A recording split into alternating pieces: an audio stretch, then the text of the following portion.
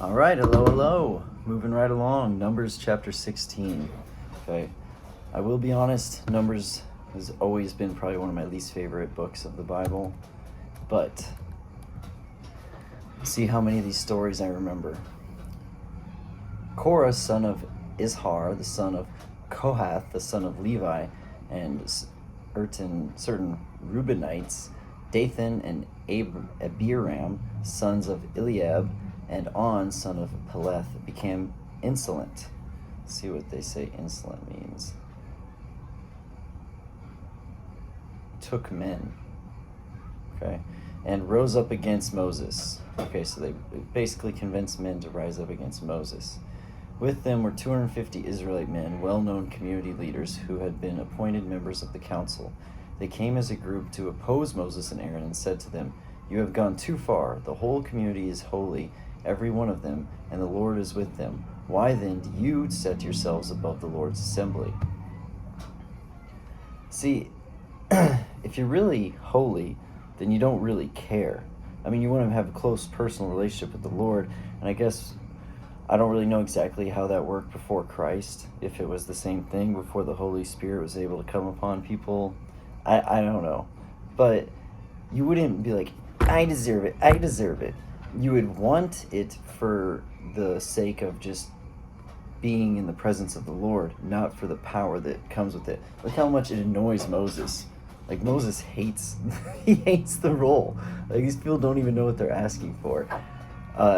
And the Lord knows Moses is the one who can handle it. Moses is a humble man who doesn't really want it. If it's up to Moses, he'd still be with his father-in-law Jethro and raising his family. But God called it upon him to serve, and so he's doing it. These people just want the power. They're like, and look how much they've been complaining and moaning. All Moses is doing exactly what the Lord says. So even if they got that role, either they wouldn't follow what God told them to do, or they'd hate it even more than Moses does. They wouldn't be able to handle it. And so often that is the case. People see the position of power, like Big Bear talks about. They see the alpha, they want to be the alpha. They don't understand what it means to be the alpha. All right? I don't have an alpha personality, but obviously you can see the many responsibilities that comes along with being the leader of anything, being someone that's looked up to and everyone follows, because you get all the blame as well, which is what Moses keeps getting over and over again. All right, so verse 4. When Moses heard this, he fell face down.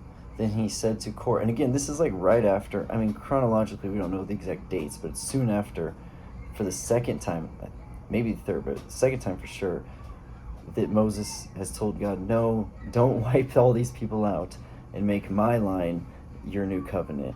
They're good people. They can serve you. They will serve you. Trust in them. Stay faithful to them. All this stuff.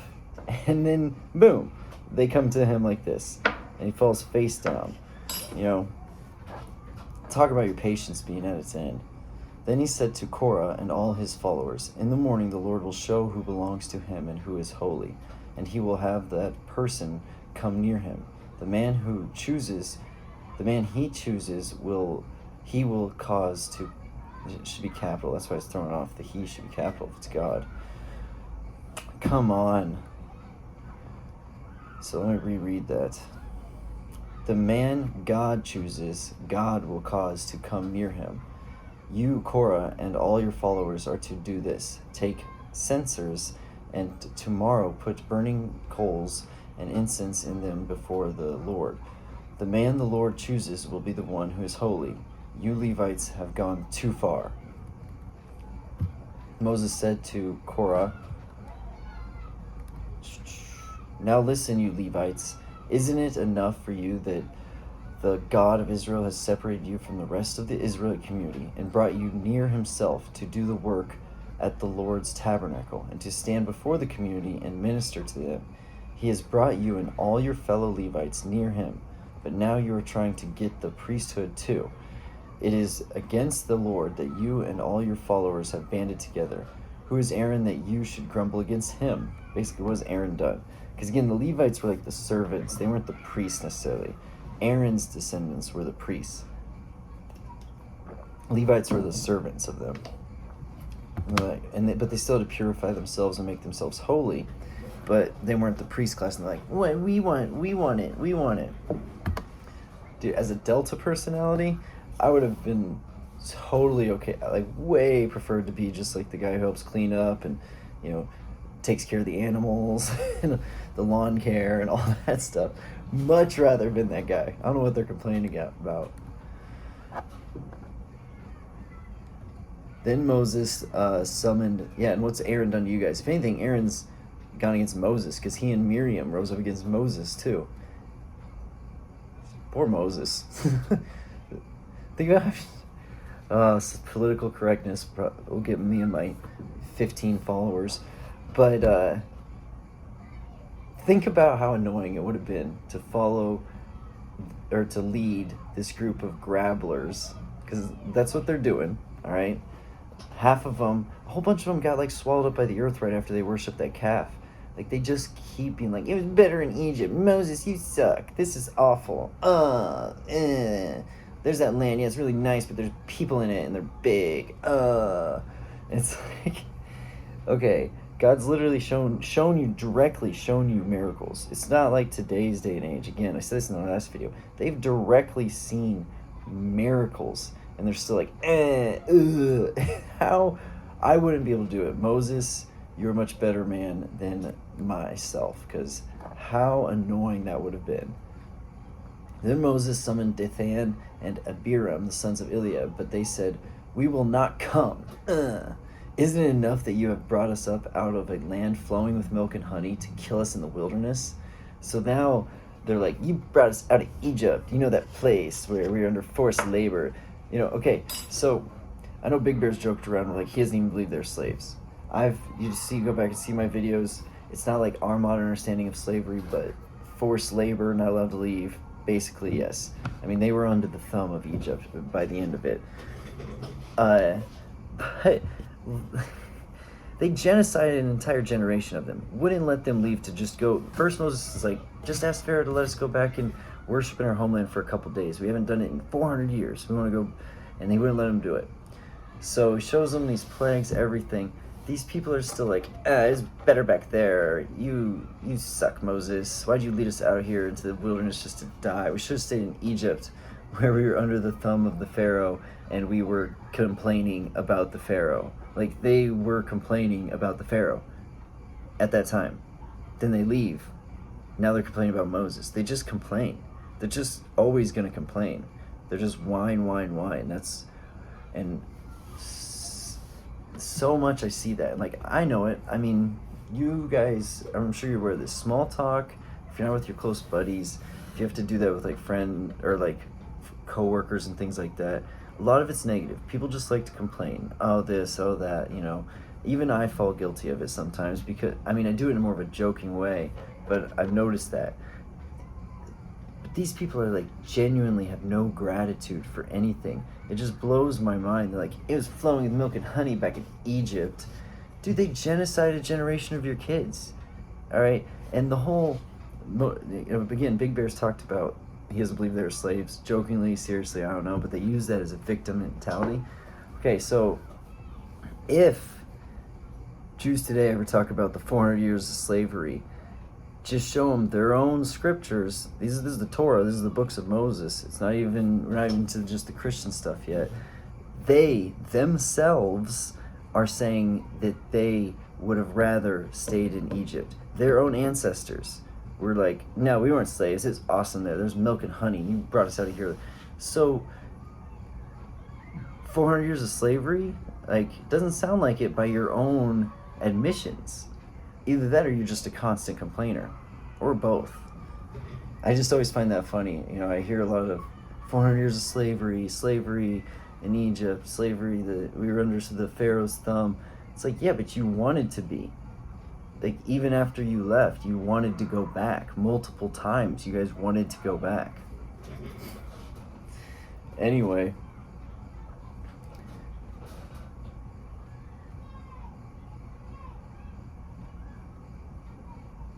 And now you also want to lord it over us. So, like, first you brought us out of Egypt, and now you're in the wilderness, and we're going to die here. And now you also want to lord it over us?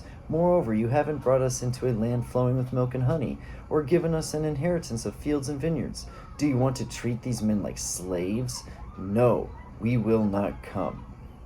You mean the land that you just scouted out and came back and two trusted, brave men said, no, we can take this land. This is our promised land. It's flowing with milk and honey. Look at these grapes and everything that we brought back. So he has brought you there, and you guys were too scared to go up against them. So now he's punishing you guys, your generation. For if that would have been your first sign of lack of faith, let's say you made it all the way from Egypt to the point where Joshua and Caleb and the scouts come back with the report, and that was the first waver of like, oh, I don't know. I don't think God probably would have put you 40 years in the wilderness. Now, I think God used the 40 years to harden you, to make you into a trained fighting force. Joshua really got them ready to take the land. But anyway, it's not their first offense. All through the Exodus, Leviticus, Number, all this stuff, they're just lack of faith, whining, complaining, whining, complaining, whining, and complaining. And God's like, okay, now your generation doesn't get to see the land. And because instead of owning up to their own mistakes and admitting we messed up, now they're complaining to Moses that he's the one keeping them out of this land of flowing with milk and honey. And he's the one that brought them out of Egypt. Then Moses became very angry and said to the Lord, do not accept their offering. I have not taken so much as a donkey from them, nor have I wronged any of them. Yeah, he's like, what the? What is going on? I haven't done anything. I haven't profited in any way. I left my family behind. I left the life that I wanted behind. I found peace when I left Egypt, and I found a wife, and I came here because the Lord called me, and I've done nothing but try to lead these people to the Lord and do what they say and live a good life, and they just whine and complain, and now they're accusing me. He's at his end. And understandably. How does this relate to us? What's Big Bear always say? Be grateful. You cannot live this way. You cannot live, woe is me, victim, victim, victim, victim, victim. It's not healthy, and it shows super disrespect to the Lord, your creator, who provides everything around you. So much disrespect. It's gonna wear on him. It'd wear on anyone. Moses said to Korah, you and all your followers are to appear before the Lord tomorrow. You and they and Aaron, each man is to take his censer and put incense in it, 250 censers in all, and present it before the Lord. You and Aaron are to present your censers also. So each of them took his censer, put burning coals and incense in it, and stood with Moses and Aaron at the entrance to the tent of meeting. Then Korah had gathered all his followers in opposition to them at the entrance of the tent of meeting. The glory of the Lord appeared to the entire assembly. The Lord said to Moses and Aaron, separate yourself from this assembly, so I can put an end to them at once. But Moses and Aaron fell face down and cried out, O God, the God who gives breath to all living things, will you be angry with the entire assembly when only one man sins? Then the Lord said to Moses, say to the assembly, move away from the tents of Korah, Dathan, and Abiram. Moses got up and went to Dathan and Abiram, and the elders of Israel followed him. He warned the assembly, move back from the tents of these wicked men. Do not touch anything belonging to them, or you will be swept away because of all their sins. So they moved away from the tents of Korah, Dathan, and Abiram. Dathan and Abiram had come out and were standing with their wives, children, and little ones at the entrance of their tents. Then Moses said, this is how you will know that the Lord has sent me to do all these things, and that it was not my idea. If these men die a natural death and suffer the fate of all mankind, then the Lord has not sent me. But if the Lord brings about something totally new, and the earth opens its mouth and swallows them, with everything that belongs to them, and they go down alive into the realm of the dead, then you will know that these men have treated the Lord with contempt. As soon as he finished saying this, the ground under them split apart, and the earth opened its mouth and swallowed them and their households and all these those associated with Korah together with their possessions. They went down alive into the realm of the dead with everything they owned. The earth closed over them, and they perished and were gone from the community. At their cries, all the Israelites around them fled, shouting, "The earth is going to swallow us too." I don't remember this story. Whoa. Some of these stories I think were just too fantastical for them to tell in church. I think they kind of have this viewpoint that people won't believe it. But, I mean, I believe it. You don't have to if you don't want to, but it's a way cooler story than a lot of the others. And fire came out from the Lord and consumed the 250 men who were offering the incense. The Lord said to Moses, "Tell Eleazar, son of Aaron, the priest, to remove the censers from the charred remains and scatter the coals some distance away. For the censers are holy, the censers of the men who sinned at the cost of their lives. Hammer the censers into sheets to overlay the altar, for they were presented before the Lord and have become holy. Let them be a sign to the Israelites." So Eleazar the priest collected the bronze censers brought by those who had been burned to death, and he had them hammered out to overlay the altar, as the Lord directed him through Moses. This was to remind the Israelites that no one except a descendant of Aaron should come to burn incense before the Lord, or he would become like Korah and his followers. The next day, the whole Israelite community grumbled against Moses and Aaron. "You have killed the Lord's people," they said. Oh, it is too bad for Moses. Like, he does keep getting the blame for what God's doing. Like, he didn't even want to do it. All right. I'm going to go back and read some of the commentary real quick. That's a cool story. Now, I know a lot of people probably think, oh, and the little ones too, the innocents. Okay. This is what I believe. The innocents are the innocents. Christ says that they are welcomed into, like, if you die as an innocent, you're in, it's like you got the golden ticket. You're good. You're good to go.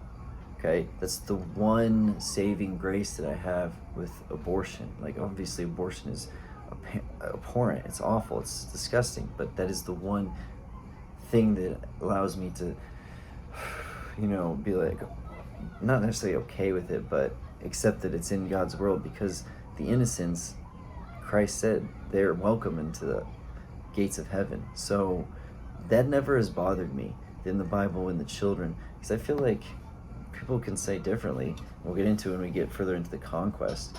But if you're a child being raised in this wicked society that believes in whatever it might be, lying is good, sodomy, self-service, killing or be killed type of mentality, using other people, raping, adulterous, everything just wicked, and it's like good to be self-serving. The virtues are completely flipped. It's the upside down.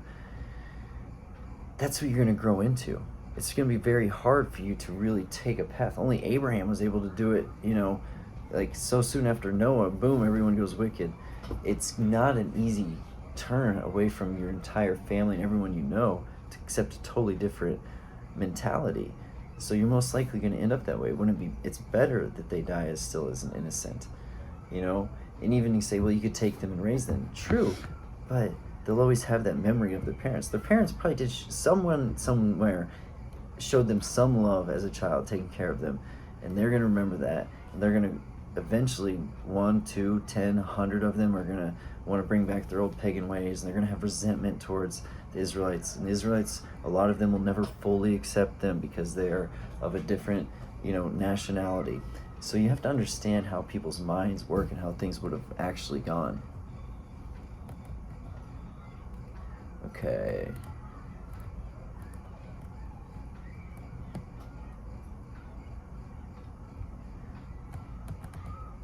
All right, I want to see what it has to say about the earth opening up and swallowing them.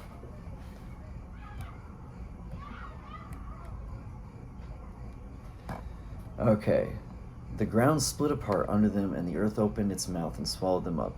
This was God's judgment upon Korah, Dathan, Abiram. It is not comfortable for us to see their families also judged, but this shows that the families of the rebellious, decisive, contentious people suffer also, often greatly. Yeah, obviously.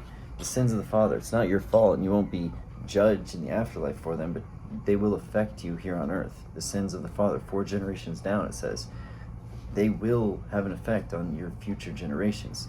That's why it's so important to try to live a sinless life. Christ forgives, but do you want to put all these burdens onto your future lineage? Because you are with your sins.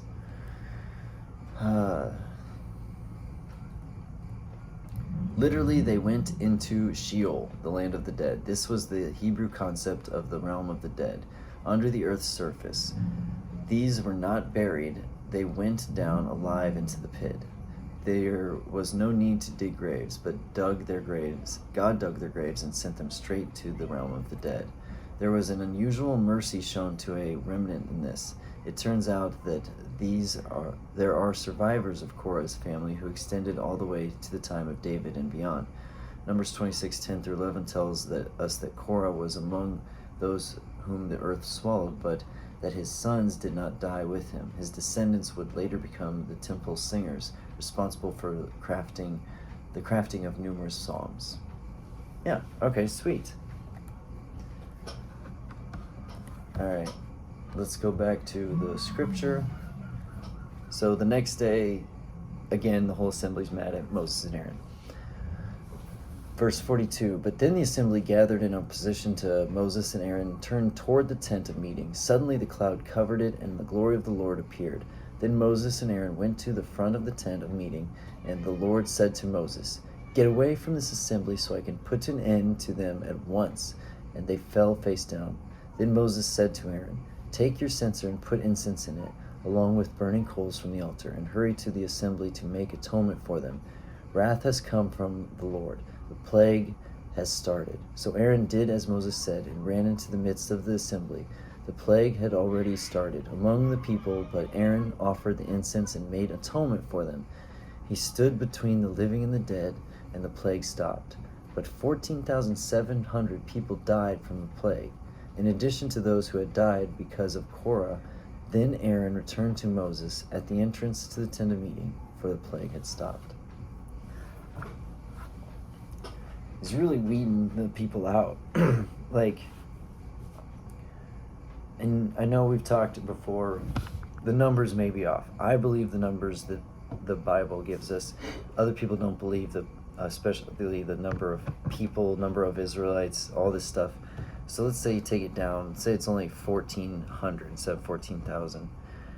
Say if it's only 140, right away, wiped out by this plague. As we can see, God's getting fed up. And we can try to judge God, which I think is one of the worst things. Thou shalt not judge, especially not the Lord. But if you wanted to, you can say, man, it's so harsh, it's so harsh. I would love to see how you would respond in the shoes. People want to put themselves in God's shoes. Just put yourself in Moses' shoes. Would you continuously be begging for God to spare the people, doing everything you can to take care of them? They keep turning against Moses. By turning against Moses, they're turning against the Lord, because the Lord is the one that is using Moses as his emissary, whatever you want to call it, as in between, his go guy. And Moses is the chosen because he will be faithful no matter what.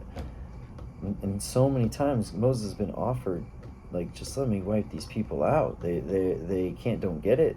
They're not faithful. They don't have faith. They don't have dedication. But Moses is like, no, Lord, please, please, please. So just putting yourself in Moses' shoes, let alone in the Lord Almighty. Goodness gracious, he gives us this world and offers us free will, and all we do with our free will is complain about this world. So, lesson taken from this chapter is a lesson that we all should be aware of by now, is to live a grateful life. Be grateful for what God gives us every single day, even if it's hard. Even if harsh times come your way, there are still things the Lord has given you, okay? And the harshness of this world is not the end, okay? this is just but one plane of existence, I believe. I mean, there is the land of the dead, and we've already talked about in the land of the dead, there's what's called Abraham's bosom. You know, those who are separated and basically safe at rest until the time of the second coming. Anyway, interesting story. It's like, I believe, the second time that the earth has opened up and swallowed people. Crazy. All right. God bless. Have a wonderful afternoon, evening, or good night.